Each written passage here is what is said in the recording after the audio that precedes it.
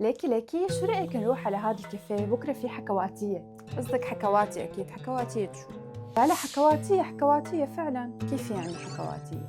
هو صحيح المجال كان بس للرجال، بس نورة عجيب قررت تعمل شوية تغيير.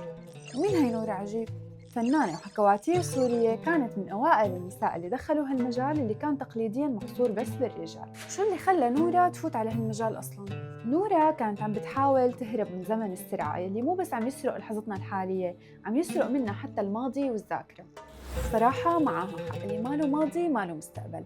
بس شو نوع القصص اللي كانت تحكيها يا ترى؟ أنا متأكدة إنه شخصية مثل نورة كانت مناصرة للنساء. نورة كان عندها هوس بقراءة التراث وقصص الماضي، وفعلاً لأنها الأنثى الوحيدة بهالمجال كانت تحكي بصوت المرأة وتحكي عن همومها وحكاياتها بمجتمعنا.